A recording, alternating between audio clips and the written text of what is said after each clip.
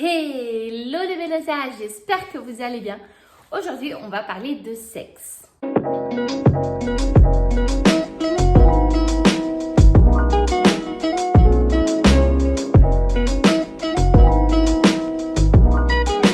Aujourd'hui, je viens vous partager comment est le sexe pendant l'accouchement et après la naissance de bébé. Au début, quand j'ai découvert que j'étais enceinte, j'avoue que j'avais une petite peur dans le sens où est-ce que ça va faire mal au bébé, etc. Alors que le bébé il était de cette taille, impossible. Mais est-ce que quelque chose pourrait l'affecter? Même en sachant que le sexe n'a pas d'impact sur la santé du bébé, que ça ne va pas l'affecter, personnellement, on a quand même cette petite peur qui nous envahit au moment où on découvre qu'on est enceinte. Mais après, avec le temps, on va commencer à s'habituer et tout était normal. Une chose importante à relever, c'est que il est important que tu communiques à ton partenaire, que tu sois ouverte et que tu parles de tes peurs, de tes angoisses, si tu ne veux pas faire quelque chose, etc. Parce qu'il est important qu'il sache quelles sont tes insécurités et que vous puissiez parler et trouver un accord pour ce moment à deux. Un autre fait, c'est que pendant la grossesse, on a les hormones qui augmentent. Il y a tout un changement hormonal dans le corps de la femme et ça peut affecter la libido, c'est-à-dire que la libido de la femme, elle peut augmenter et elle peut diminuer, voire même disparaître pendant toute la grossesse. Dans mon cas, le premier trimestre, tout a été normal et à partir du 4e mois, donc quand je suis rentrée au 2e trimestre, ma libido a fortement diminué. Elle a chuté énormément et ça jusqu'à la fin de l'accouchement, jusqu'à la fin de la grossesse. J'avoue qu'au début j'étais assez frustrée, etc. Mais avec le temps, j'ai compris que c'était à cause de la grossesse et que c'était totalement normal. Et j'ai dû parler à mon mari de cela, etc. On parlait. Il est important d'avoir cette communication. Au 3e trimestre, ça devient plus compliqué physiquement. Le ventre, il grandit, il est plus lourd, les positions deviennent beaucoup plus difficiles. Et à la fin du 3e trimestre aussi, on a aussi cette peur de rompre la poche des os du bébé, de le toucher, etc. Et je vous avoue, ça n'existe pas, ok? C'est juste la tête qui travaille et qui donne ces peurs. Mais si tu as cette peur, c'est pas vrai, ok?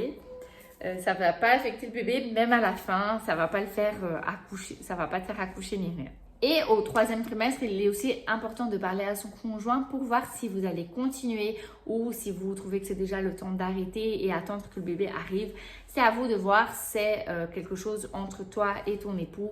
C'est à vous de parler et à prendre la bonne décision. Et pour ceux qui ne le savent pas, à la fin de l'accouchement, il est conseillé d'avoir plus de rapports car ça peut aider à assouplir le col de l'utérus et donc d'accoucher. Et donc, c'est à toi de choisir. Si tu te sens bien, vas-y. Si tu ne te sens pas bien, parle à ton conjoint et sois clair et tu dis on arrête, on attend que le bébé soit là et après on reprend nos activités comme avant. C'est à toi de voir comment tu te sens avec ton corps. Et après la naissance, tu te poses la question comment je vais retourner à une vie sexuelle active après qu'un bébé est passé par là et que tout s'est ouvert. C'est totalement bizarre. Ce n'est plus la même chose, ça va faire mal, ça va saigner, tu vas penser à 1001 choses et c'est normal. Après l'accouchement, tu as une pause de 40 jours où il est conseillé d'attendre, de ne pas avoir de rapport pendant 40 jours. C'est une période où ton corps pourra se rétablir correctement. Pour la césarienne, je pense que c'est un peu plus à confirmer. Et après cette période, normalement, tu as un rendez-vous chez ton gynécologue où ton gynécologue va voir si tout va bien, etc., si tout s'est remis en place pour te libérer à avoir des rapports. Et c'est ce que nous avons fait. Nous avons attendu cette période quand j'étais chez mon gynéco.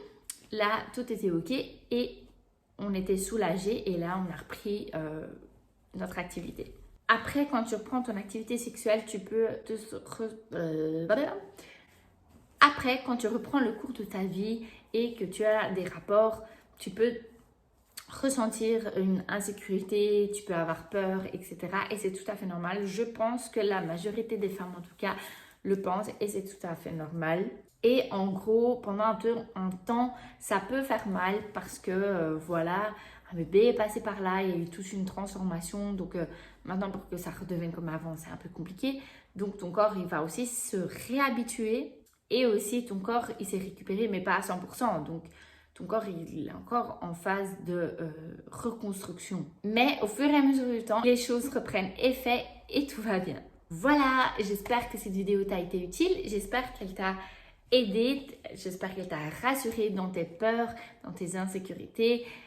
Sache que tu n'es pas toute seule, que toutes les mamans sont déjà passées par là et que tout va bien. Sois confiante et sache qu'avec le temps, tout va bien se passer. Donc n'hésite pas à laisser ton like, ton commentaire, à partager à une maman qui a besoin de voir cette vidéo. Un gros bisou et bye!